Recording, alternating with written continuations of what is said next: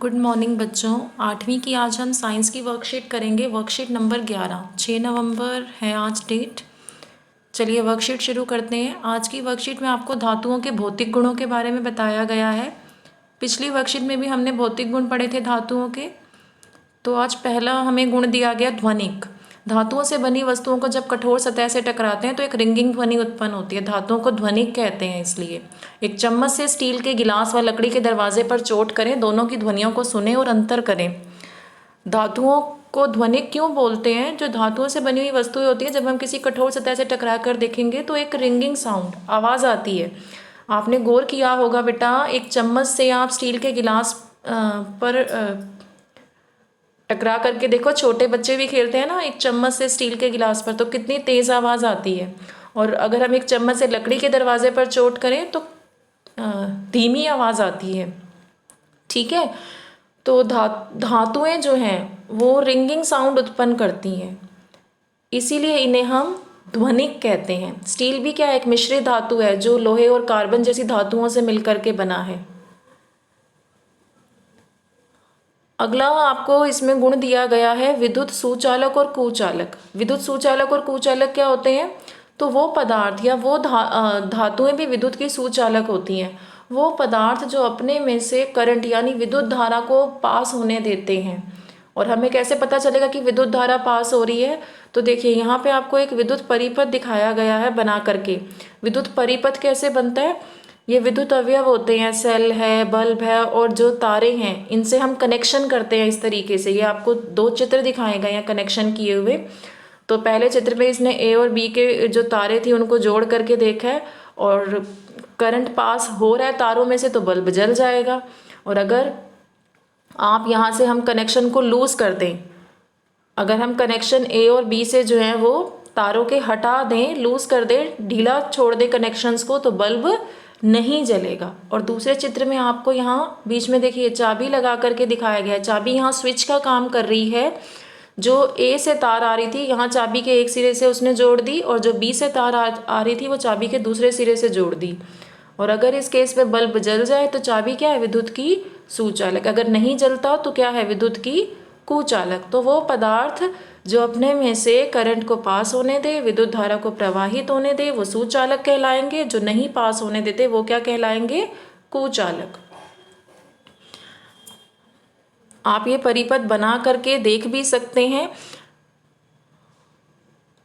इस पॉइंट में क्या लिखा है पढ़ लेते हैं। विद्युत सुचालक और कुचालक इस गुण को एक गतिविधि के द्वारा समझते हैं। बैटरी, बल्ब व तार को दिए गए चित्र के अनुसार जोड़कर परिपथ बना लें। परिपथ के ए व बी सिरों को जोड़कर जांच करें कि बल्ब जला के नहीं। जो पहला चित्र था उसमें हमने ए और बी सिरों को जोड़ करके देख लें कि बल्ब जलता है कि नहीं। फिर यहाँ तालिका दी हुई है आपको, जहाँ पे कुछ पदार्थ दिए गए हैं। देखिए पहला लोहे की कील दिया गया इस तालिका में, दूसरा कोयला, एल्यूमिनियम तार और तांबा तार। तो क्या कहा जा रहा है? इन प्रत्येक पदार्थ को ए और बी के बीच में जोड़ दें। यानी कि चाबी की जगह आप लोहे की कील लगा करके देख लें, फिर कोयला देख लें, एल्यूमिनियम तार देख लें, तांबा तार देख लें। तो कौन से जो पदार्थ हैं अपने में से विद्युत धारा को प्रवाहित होने दे रहे हैं। अगर बल्ब जल जाएगा तो इसका मतलब वो विद्युत धारा को प्रवाहित होने दे रहे हैं। और ये पदार्थ क्या कहलाएंगे? विद्युत के सुचालक। तो यहाँ लिखा है जिन पदार्थों में विद्युत का प्रवाह होता है वे विद्युत सुचालक कहलाते हैं। इसके विपरीत मतलब उल्टा, जिन पदार्थों में विद्युत का प्रवाह नहीं होता वह विद्युत के कुचालक कहलाते हैं। जो धातुएं होती हैं वो विद्युत की सुचालक होती हैं और अधातुएं क्या होंगी? विद्युत की कुचालक। धातुएं जो है विद्युत की सुचालक है, अधातुएं कुचालक। परंतु ग्रेफाइट ऐसी अधातु है जो विद्युत की सुचालक है।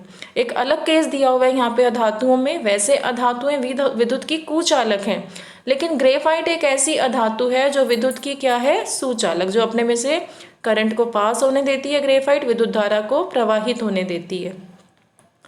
तो यहाँ अगर आप करके देखेंगे इसे तो आपको पता चलेगा कि जो लोहे की कील है इसमें भी बल्ब जलेगा लोहे की कील लगाने पर। कोयला अगर हम चाबी की जगह चेक करें तो बल्ब नहीं जलेगा। एल्यूमिनियम तार लगाएंगे तो भी बल्ब जलेगा और तांबे की तार में भी बल्ब दीप्त होगा। ठीक है, तो जिसमें बल्ब दीप्त होगा यानी दीप्त मीन्स जलेगा, तो उसमें मैंने टिक लगा दिया। और जिसमें बल्ब नहीं जलेगा वो कोयला है, उसमें मैंने क्रॉस लगाया। अगला पॉइंट है ऊष्मा चालकता। पिंकी की मम्मी कढ़ाई में हलवा बना रही थी, तभी दरवाजे की घंटी बजी। वह चम्मच को कढ़ाई में ही छोड़कर दरवाज़ा खोलने चली गई। वापस लौटकर उन्होंने जैसे ही चम्मच पकड़ी तो उनकी चीख निकल गई।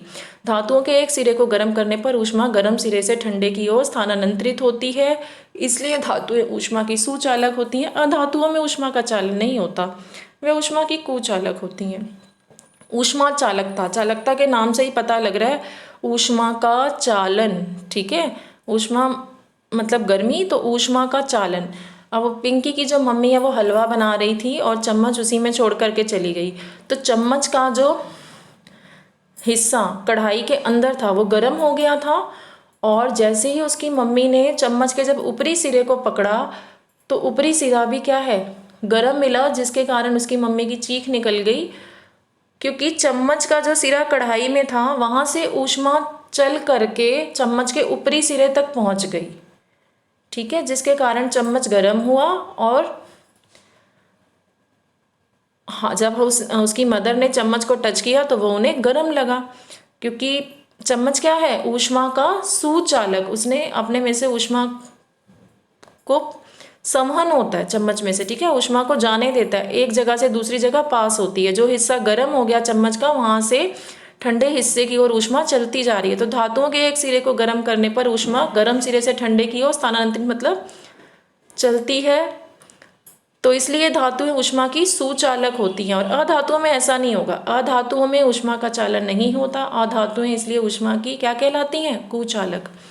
क्वेश्चन आंसर इसके देख लेते हैं। पहला, तवा लोहे का बना होता है जबकि उसके हैंडल पर लकड़ी लगी होती है, ऐसा क्यों? अब देखिए, तवा लोहे का बना हुआ है, लोहा धातु है, तभी हम रोटियां बना पाते हैं तवे पर, क्योंकि लोहा जो है वो धातु होने के कारण ऊष्मा का क्या है, सुचालक। लेकिन लकड़ी जो है वो ऊष्मा की कुचालक होती है, और इसीलिए हैंडल लकड़ी का बना हुआ है। ऊष्मा की कुचालक है तो लकड़ी का बना है, और लकड़ी ऊष्मा की कुचालक होने के कारण गर्म नहीं होगी, और जो हैंडल को पकड़ेगा उसको चोट भी नहीं लगेगी, ठीक है। तो आप इसके आंसर में लिखेंगे, पहले का आंसर ये है, तवा लोहे का बना होता है जबकि उसके हैंडल पर लकड़ी लगी होती है, क्योंकि लकड़ी ऊष्मा की कुचालक होती है, जिसके कारण वह गर्म नहीं होती। आप पहले का आंसर यहाँ से लिख लेंगे। दूसरा प्रश्न है, पिंकी की मम्मी चम्मच को पकड़ते ही क्यों चीखी? धातुओं के कोई 3 उपयोग लिखिए। यहाँ आप लिखेंगे आंसर में, ये आंसर है इसका, पिंकी की मम्मी चम्मच पकड़ते ही इसलिए चीखी क्योंकि चम्मच धातु का बना होता है तथा ऊष्मा का सुचालक होने के कारण गर्म हो गया था, ठीक है, इसीलिए उसकी मदर की चीख निकल गई। तो ये आंसर आप इसमें लिखेंगे। दूसरे के आंसर में ही आपसे धातुओं के उपयोग भी लिखने को बोले जा रहे हैं, तो यहाँ ये 4 उपयोग हैं बेटा, ये आप इनमें से कोई भी 3 लिख सकते हैं।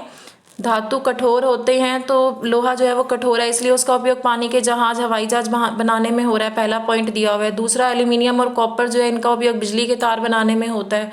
तीसरा, एल्यूमिनियम और कॉपर जैसी धातु का उपयोग खाना बनाने के बर्तन बनाने में भी होता है। चौथा पॉइंट है, चमकीला और तन्य होने कारण सोने और चांदी का उपयोग गहने बनाने में भी होता है।